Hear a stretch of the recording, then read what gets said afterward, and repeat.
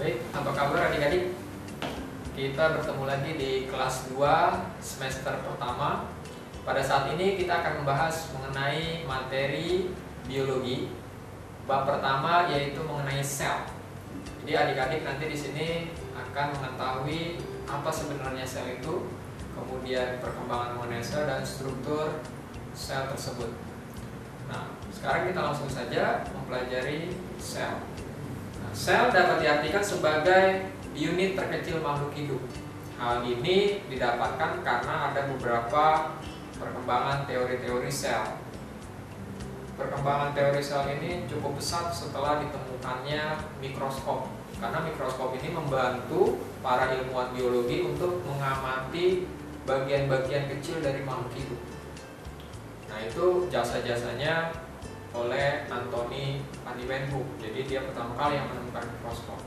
Kemudian si Robert Hooke menggunakan mikroskop untuk mengamati gabus. Jadi di dalam gabus itu ternyata ada ruangan kosong yang disebut oleh si Robert Hooke itu adalah sel. Kemudian ada Robert Brown yang meneliti juga tentang sel dan dia menemukan bahwa di dalam sel itu ada inti sel atau nukleus. Kemudian ada Felix Dujardin yang mengamati sel bahwa di dalam sel itu sebenarnya bukan ruang kosong tapi ada cairan.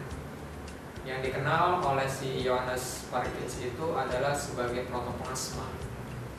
Kemudian dari hal tersebut banyak tokoh-tokoh lain yang meneliti tentang sel dan kemudian ada beberapa teori sel yang dikemukakan oleh beberapa tokoh. Nah, teori-teori itu ada yang dikemukakan oleh Sladen. Sladen menyatakan bahwa makhluk hidup itu tersusun dari sel. Jadi Sladen ini meneliti tentang sel tumbuhan. Kemudian ada juga tokoh lain yaitu si Swan yang meneliti tentang sel hewan juga berpendapat sama dengan Sladen.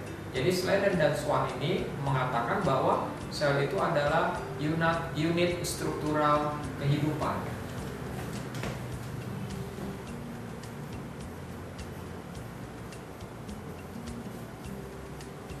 Jadi menurut Sladen dan Swan, sel itu adalah unit terkecil, unit struktural terkecil makhluk hidup. Nah, kemudian Maxwell juga meneliti tentang sel. Menurut Maxwell, sel itu adalah unit fungsional terkecil makhluk hidup. Karena sel itu dapat melakukan aktivitas seperti makhluk hidup. Jadi sel itu membutuhkan nutrisi, kemudian sel itu bernafas, kemudian sel itu berkembang biak. Jadi menurut Maxwell, sel itu adalah unit fungsional terkecil makhluk hidup.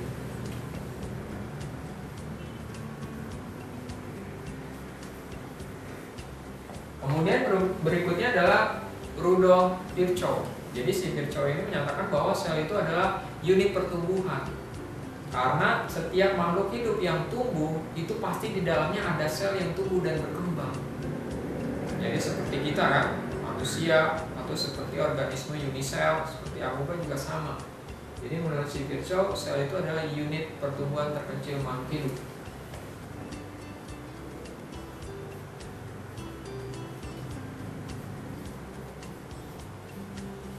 Kemudian berikutnya menurut Mendel sel itu adalah unit hereditas atau pewarisan sifat terkecil makhluk hidup. Kenapa? Karena sifat dari induk pasti akan diwariskan kepada keturunannya dan itu melalui sel. Dari sel sperma induk jantan, kemudian dari sel ovum induk betina. Itu akan diturunkan kepada keturunannya. Jadi menurut Mendel, sel itu adalah unit hereditas terkecil makhluk hidup.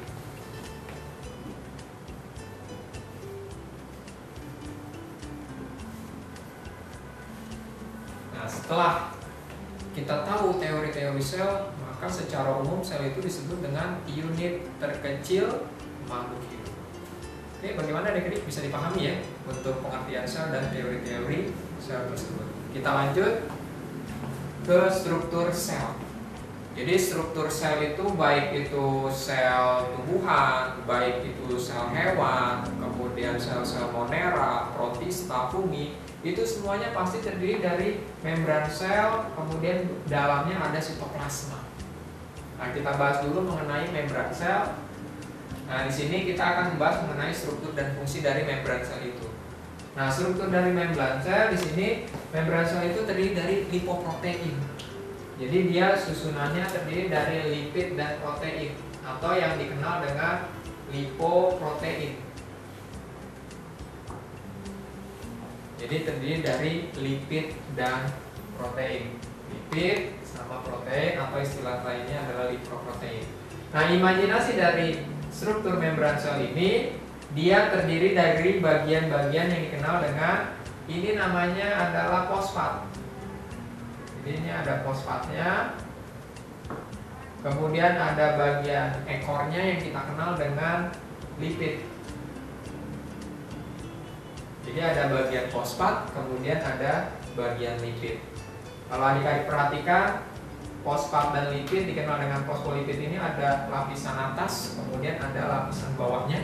Ini menandakan bahwa membran sel itu memiliki fosfolipid bilayer. Artinya ada dua lapis fosfolipid. Kemudian berikut bagian lain adalah ada proteinnya nih. Tadi kita sudah singgung lipidnya, sekarang kita singgung proteinnya. Ini protein yang ada di tepi, jadi tidak sampai masuk seperti ini. Ini yang dikenal dengan protein perifer.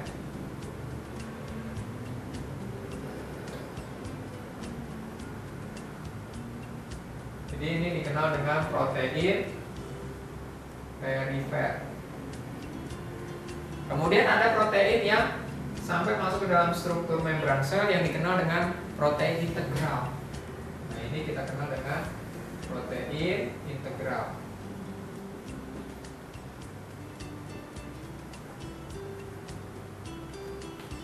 Jadi ada dua macam protein, protein perifer yang ada di tepi, kemudian ada protein integral. Kemudian ada bagian seperti akar ini ya. Nah, bagian ini dikenal dengan karbohidrat. Ada karbohidrat yang menempel pada fosfolipid atau yang kita kenal dengan glikolipid. Jadi glikogen menempel pada fosfolipid dikenal dengan glikolipid ini. Kemudian ada karbohidrat yang menempel pada protein, kita kenal dengan glikoprotein. Jadi itu adalah bagian-bagian dari membran sel. Ada fosfolipid bilayer, dua lapis, kemudian ada protein perifer, kemudian ada protein integral, kemudian ada bagian karbohidrat yang menempel pada fosfolipid dikenal dengan glikolipid, kemudian ada bagian karbohidrat yang menempel pada protein dikenal dengan glikoprotein. Nah, kemudian kita bisa tahu dari struktur ini sifat membran sel itu seperti apa. Kalau misalnya adik-adik perhatikan, kenapa bagian lipidnya diapit atau di bagian dalam dibandingkan fosfatnya nih? Itu karena sifat dari lipid itu adalah takut terhadap air. Jadi diapit oleh fosfatnya kan, sedangkan fosfatnya berada di luar, lipidnya berada di bagian dalam. Itu karena lipidnya takut terhadap air atau sifatnya adalah hidrofobik. Sedangkan fosfatnya berani atau suka terhadap air, berarti dia sifatnya adalah hidrofilik. Karena membran sel ini memiliki dua sifat, yaitu hidrofilik dan hidrofobik, maka membran sel ini disebut dengan sifatnya adalah amfifatik atau bermuka dua lah istilahnya. Nah, setelah adik-adik tahu struktur membran sel, kita juga harus memahami mengenai fungsi dari membran sel itu sendiri. Jadi di sini fungsi dari membran sel adalah untuk melindungi isi sel. Jadi sebagai proteksi, yaitu nanti fungsinya untuk melindungi isi sel. Melindungi isi sel. Ini fungsi yang pertama. Kemudian yang berikutnya adalah tempat keluar masuknya zat.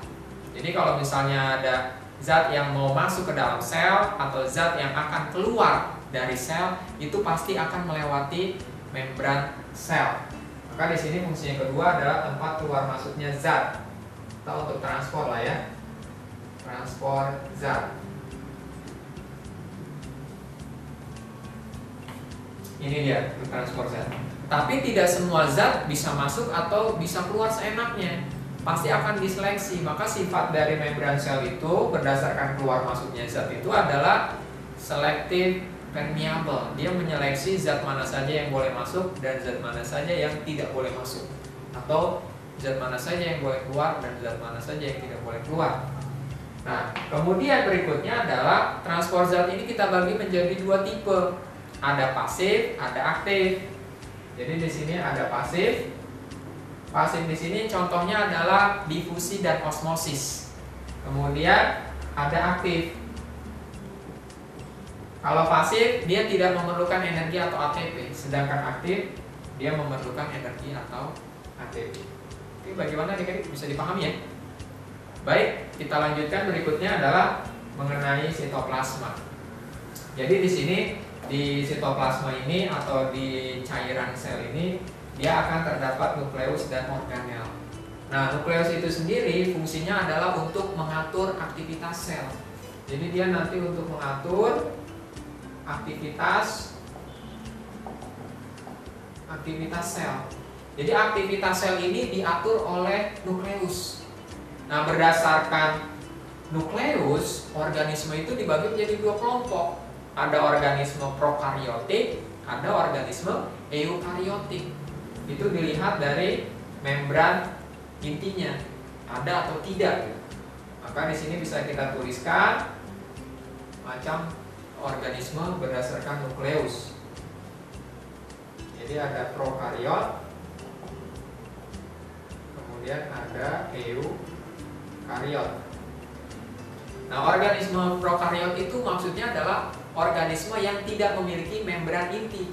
Jadi ada inti tapi tidak dilindungi oleh membran intinya, sehingga bagian intinya akan bercampur dengan sitoplasma.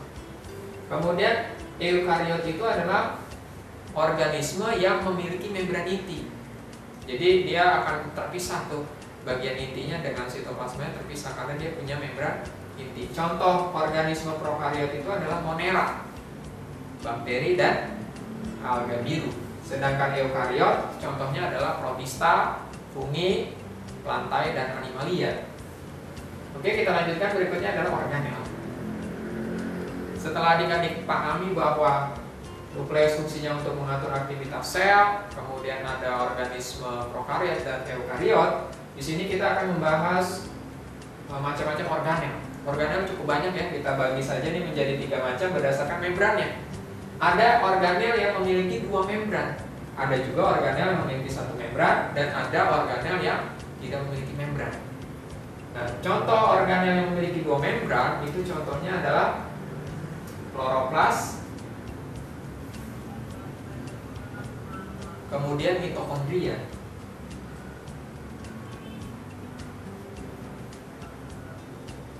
Nah, kloroplas hanya ditemukan di sel tumbuhan. Jadi fungsinya untuk membantu pada peristiwa fotosintesis. Sedangkan mitokondria bisa ditemukan pada sel hewan dan tumbuhan yang fungsinya adalah untuk respirasi aerob, oksidasi makanan, menghasilkan energi. Kemudian berikutnya organel yang memiliki 1 membran. Di sini ada RE, yang kita kenal dengan retikulum endoplasma. Nah, retikulum endoplasma ini fungsinya untuk transport zat. Kemudian dia juga dibagi menjadi 2 macam. Ada yang ditempeli ribosom disebut dengan RE kasar. Fungsinya selain untuk transport zat, dia juga untuk sintesis protein, RE kasar. Kemudian ada RE halus. Selain untuk transport zat, dia juga untuk sintesis lemak. Kalau RE halus itu dia tidak memiliki ribosom. Kemudian berikutnya ada Golgi. Nah, Golgi ini fungsinya untuk sekresi, menghasilkan enzim dan hormon. Atau dia juga untuk mentransfer atau mengubah secara kimia zat-zat yang ada. Jadi Golgi secara umum untuk sekresi. Kemudian selain RE dan Golgi ada juga lisosom. Lisosom ini fungsinya adalah untuk mencerna intrasel. Kenapa dia bisa mencerna intrasel? Pencernaan intrasel karena dia memiliki enzim hidrolitik. Jadi misalnya secara real itu bisa kita temukan pada sel leukosit atau sel darah putih yang fungsinya memakan kuman. Nah, di situ banyak lisosomnya. Atau pada ekor katak, ya kan, dari berudu berkembang menjadi katak dewasa, itu ekor katak menyusut. Lama-lama katak tidak berekor. Nah, itu kenapa? Karena ada aktivitas lisosom untuk mencerna sel-sel ekornya. Atau ada di bagian jari manusia nih. Kenapa jari manusia ini ada bagian yang kosong kan? Tidak seperti bagian telapaknya. Nah, itu karena bagian sel-sel yang di antara jari ini dicerna oleh lisosom. Kemudian berikutnya ada peroksisom yang di dalamnya ada enzim katalase, fungsinya untuk mengubah peroksida air menjadi air dan oksigen. Karena peroksida air ini bersifat racun. Itu peroksisom. Kemudian ada sentriol yang fungsinya itu adalah untuk membentuk benang spindle pada saat pembelahan sel. Kemudian kita lanjutkan, berikutnya adalah organel tanpa membran. Di sini ada ribosom. Kemudian ada sitoskeleton. Jadi organel tanpa membran ini ada ribosom, kemudian ada sitoskeleton. Ribosom ini fungsinya adalah untuk sintesis protein. Sedangkan sitoskeleton fungsinya adalah sebagai rangka sel, baik itu di sel hewan maupun di sel tumbuhan. Nah, sitoskeleton kita bagi menjadi dua macam, ada mikrotubul dan ada mikrofilamen. Mikrotubul itu terdiri dari protein tubulin, yaitu fungsinya adalah untuk membentuk flagel dan silia. Kemudian dia juga untuk membentuk susunan dari sentriol, jadi dia berperan dalam pembelahan sel. Kemudian ada mikrofilamen, fungsinya itu dia adalah untuk membentuk pergerakan pada amuba, yaitu solopodia. Kemudian selain itu adalah untuk kontraksi otot, yaitu aktin kan. Aktin itu untuk kontraksi otot. Jadi itulah macam-macam dari organel dan fungsinya. Baik adik-adik, bisa dipahami ya? Baik, kita bisa lanjut ke contoh soal untuk membahas soal-soal mengenai sel.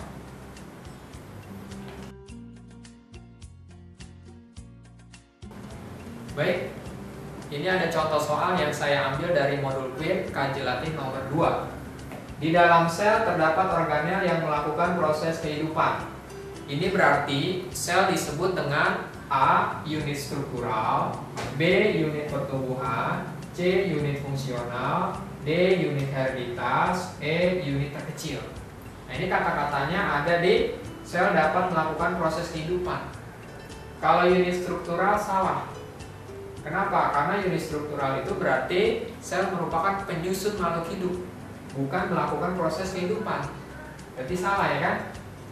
Kemudian unit pertumbuhan. Kalau unit pertumbuhan berarti sel melakukan pertumbuhan. Artinya kalau misalnya ada organisme yang bertambah ukurannya, itu dikatakan ada sel yang bertambah jumlahnya. Berarti salah ya. Kemudian unit fungsional. Nah, ini tepat nih. Karena unit fungsional itu berarti sel melakukan proses kehidupan. Sedangkan unit hereditas itu maksudnya adalah sel menurunkan sifat kepada sel berikutnya. Jadi jawaban yang paling tepat untuk nomor 2, sel melakukan proses kehidupan, berarti sel itu merupakan unit fungsional. Baik, kita lanjutkan contoh soal berikutnya, modul Queen kaji Latin nomor 4. Organel yang berperan dalam proses oksidasi adalah A. Nukleus, B. Ribosom, C. Mitokondria, D. RE, E. Lisosom. Nah, adik-adik perlu perhatikan di sini adalah organel yang berperan dalam proses oksidasi. Kalau nukleus peranannya itu adalah untuk mengatur aktivitas sel. Jadi dia atur aktivitas sel. Kemudian ribosom fungsinya ini adalah untuk sintesis protein. Kemudian mitokondria fungsinya untuk oksidasi makanan, respirasi aerob menghasilkan energi. Berarti ini benar ya. Kemudian RE atau retikulum endoplasma ini fungsinya untuk transport zat. Transport zat. Kalau RE kasar selain transport zat untuk sintesis protein, sedangkan RE halus selain transport zat untuk sintesis lemak. Kemudian lisosom untuk pencerna intrasel.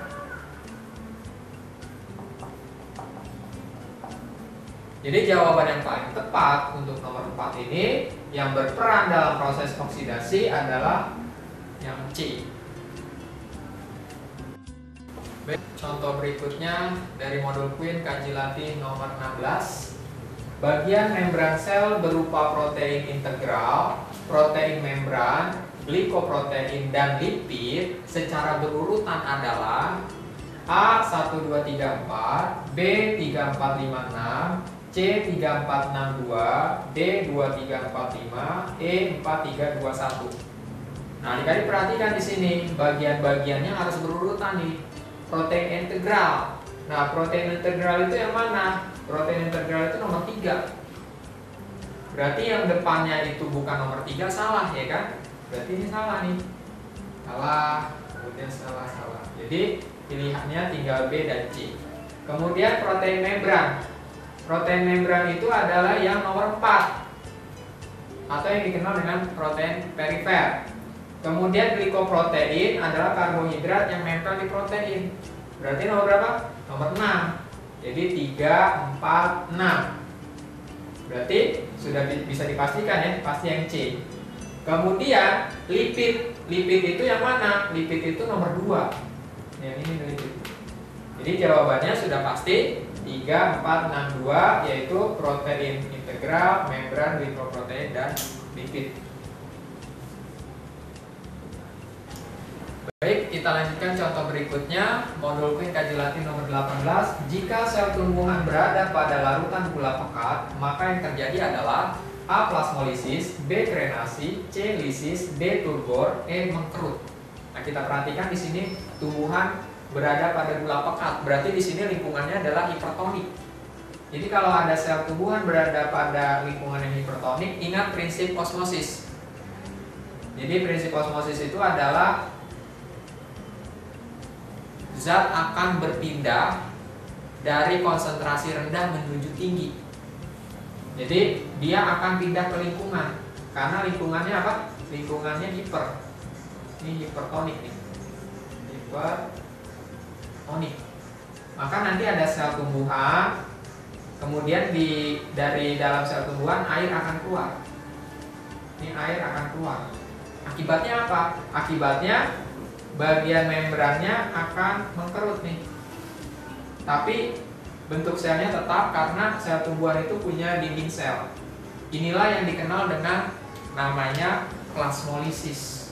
Jadi jawabannya, jika ada sel tumbuhan di dalam larutan gula pekat atau lingkungan yang hipertonik, maka ingat prinsip osmosis, yaitu zat akan berpindah dari konsentrasi rendah menuju ke konsentrasi tinggi. Maka dia akan mengalami plasmolisis.